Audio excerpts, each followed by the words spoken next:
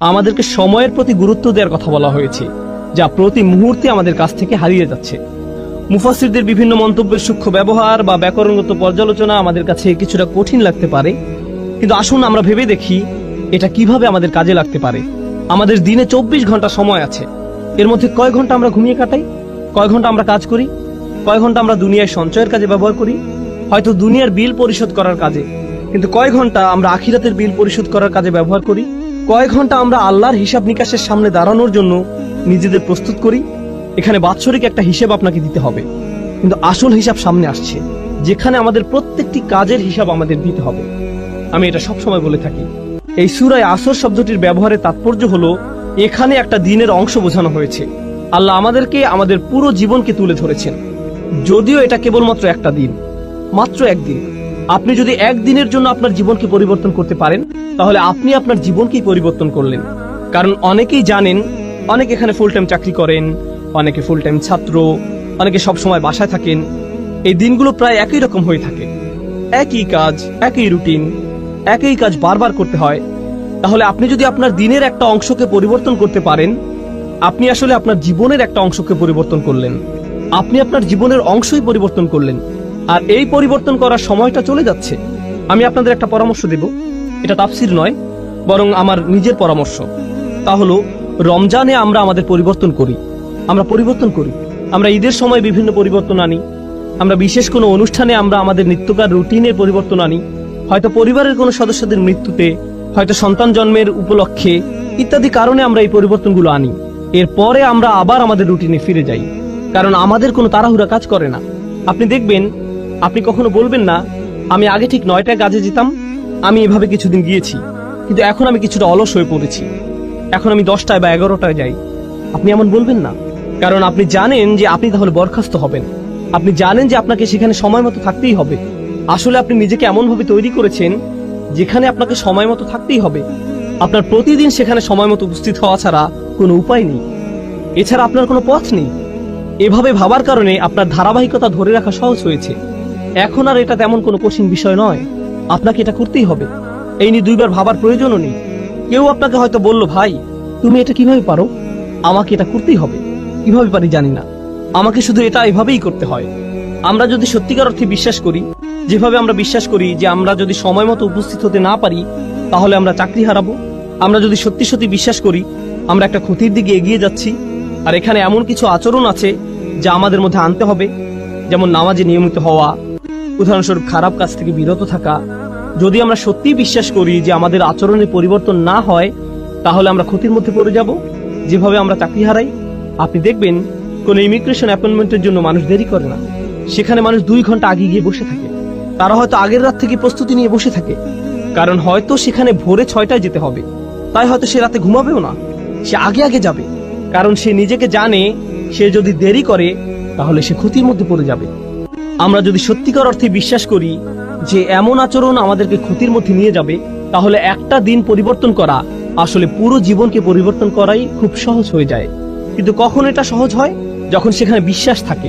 এজন্যই যখন আল্লাহ খুসর নিয়ে বলছেন, সর্বপ্রথম কোন ব্যতিক্রম নিয়ে তিনি বলছেন? কারা? যারা বিশ্বাস করে। এটা কিন্তু সাধারণভাবে বলা নয়, আচ্ছা যারা বিশ্বাস করলো তারা বেঁচে গেল, না।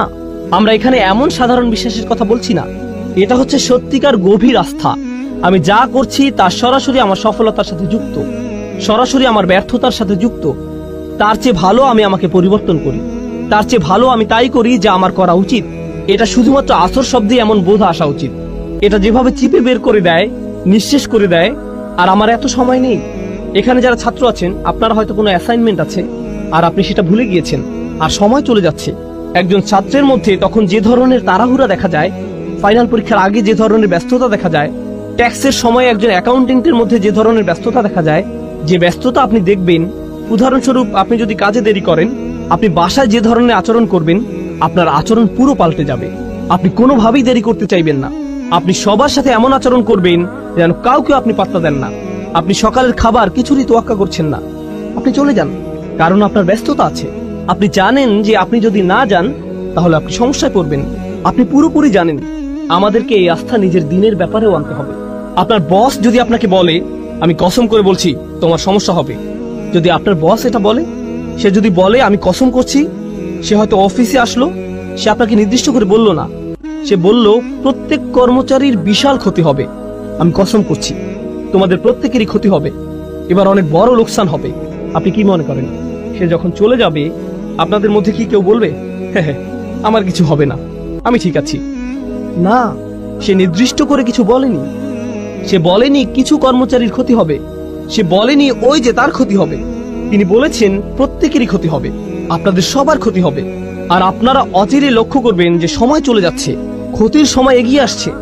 আপনারা খুব শীঘ্রই বুঝতে পারবেন যে আপনারা কতটা ক্ষতির মধ্যে আছেন। এখন যখন আপনি এটা শুনবেন, এই দুনিয়ায় আপনার জন্য একটা ব্যস্ততা কাজ করবে। আপনার মনে হবে, ও আল্লাহ, আমার এখন কি করা উচিত? তিনি কি করতে চান? তিনি কেন রেগে আছেন? এমন কিছু কি আছে যা আমরা করছি না? এখন চিন্তা করুন, যখন আপনার একটা চাকরি থাকে, বলে রাখি আমি আপনাদের এই উদাহরণগুলো দিচ্ছি যাতে আপনারা এই সূরাটি আরো ভালোভাবে বুঝতে পারেন ইনশাআল্লাহ। মুসলিমের জীবনে এটা একটা গুরুত্ববহ সূরা। এটা একজন মুসলিমের জন্য এমন একটা উপহার যা আল্লাহ মাত্র 3টে আয়াতের মাধ্যমে দিয়েছেন, যা আমাদের জীবনকে পরিবর্তন করে দিতে পারে। তিনি আমাদেরকে পুরো কোরআন মুখস্থ করতে বলেননি, শুধু সূরা আসরটা মনে রাখবেন। সুবহানাল্লাহ, দেখবেন এটা কিভাবে আপনার জীবনকে পরিবর্তন করে দেয়। এখন চিন্তা করুন, আপনি একটা চাকরি পেলেন, আপনার বস আপনাকে বলল তোমার কাজ 4টি। প্রতিদিন আপনার কয়টি কাজ আছে? 4টি।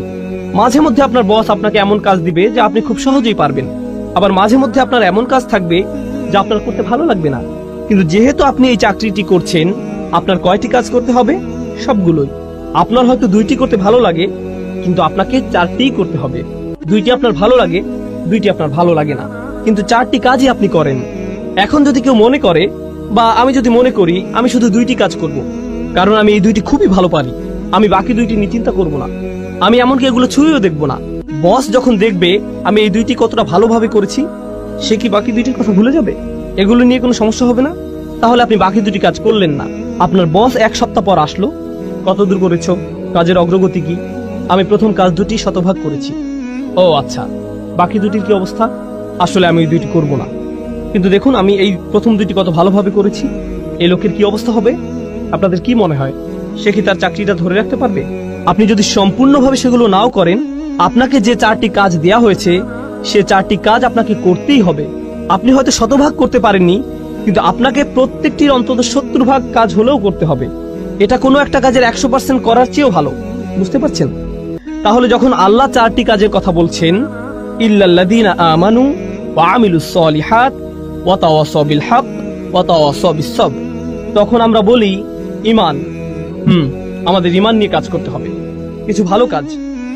আর আর বাকিগুলো, ওগুলো তো আলেমদের জন্য, ওগুলো শায়েখদের কাজ, ওগুলো দায়ীদের কাজ, ওগুলো অন্যরা করবে, এগুলো আমার কাজ নয়। তাহলে আপনি এখানে কি করছেন? আল্লাহ বলেন এই 4টি কাজ যারা করবে না তাদের প্রত্যেকেই বিশাল ক্ষতির মধ্যে আছে, কিন্তু আপনি শুধু 2টা করছেন, বা 1টা বা 3টা। ব্যাপারটা এমনই, আপনি এর মধ্যে থেকে বাছাই করছেন যে আপনাকে ক্ষতির মধ্যে নিয়ে যাবে, এর কোনো ফলাফল পাবেন না।